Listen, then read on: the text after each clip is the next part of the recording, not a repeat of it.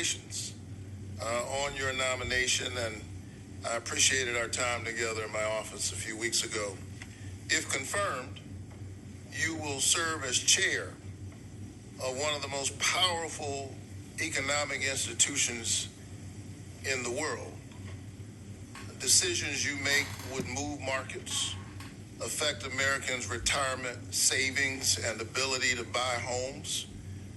It would influence the global economy. You currently serve as a lecturer at Stanford University.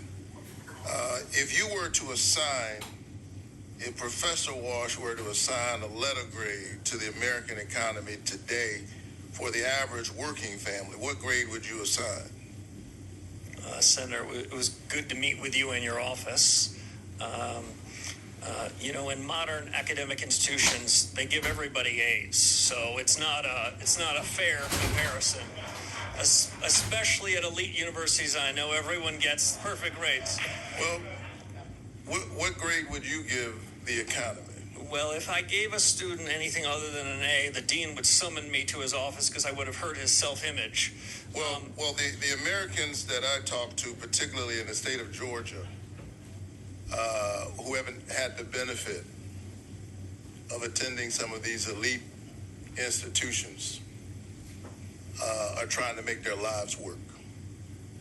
They're sitting around their kitchen tables trying to figure out how to put their kids through school. And regardless of how the markets are doing, consumer confidence is at a record low. So that's their grade on the economy. Working families are struggling, and things are getting worse. The inflation rate has remained elevated above the Fed's 2% target rate throughout President Trump's term, despite his promise to lower inflation. The president's war in Iran has spiked energy prices by 11%.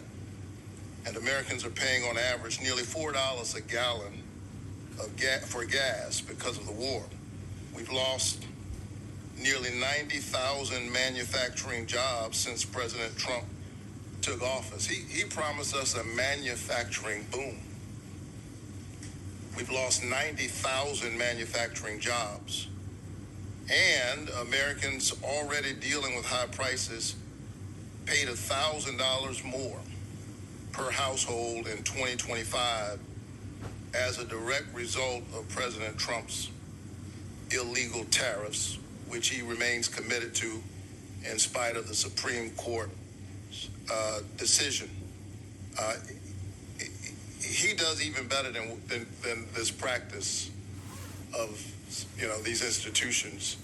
When asked what grade he would give the economy, he said an A, and then he thought about it and said, no, actually A plus plus plus. And as I thought about his answer, I was wondering who was he talking about? Who is it an A plus for? Certainly not the ordinary working class Georgians that I'm fighting for every single day. Maybe the people closest to him.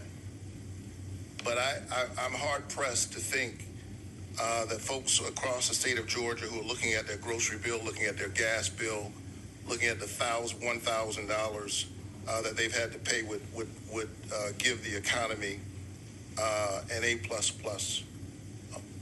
What are your thoughts? Senator, thank you. If the Fed were to execute on a series of policy reforms, then I believe the economy can be stronger.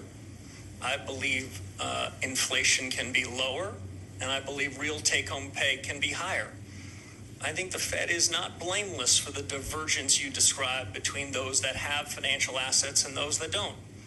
Had the balance sheet not been brought from the $800 billion level when I showed up at the Fed in 2006 to an order of magnitude higher, if the Fed had kept a smaller balance sheet, the way the senator I just talked about a few moments ago, I think interest rates could be lower, inflation could be better, and the economy could be stronger. Yeah, you discussed your theory of the case with me in that regard.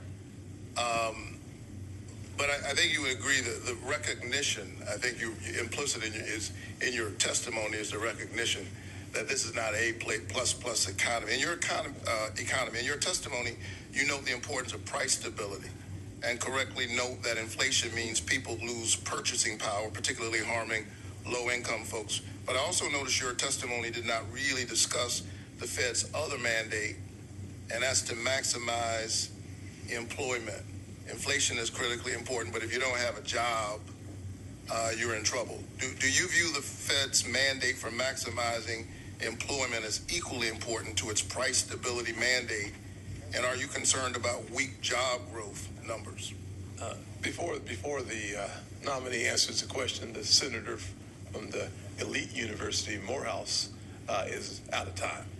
So I appreciate the question. We will have the answer submitted for the record. I know you wanted to attend Morehouse College. I'm sorry. Everybody wants to attend Morehouse, by the way, but I am a Charleston Southern buck. I appreciate Very happy about that. He couldn't get into Charleston Southern, but it's good you got it somewhere. This is good. If you can't get into Morehouse, go to Stanford. Everybody's got jokes up here, so we'll go to Senator Brett. Thank you, Mr. Chairman.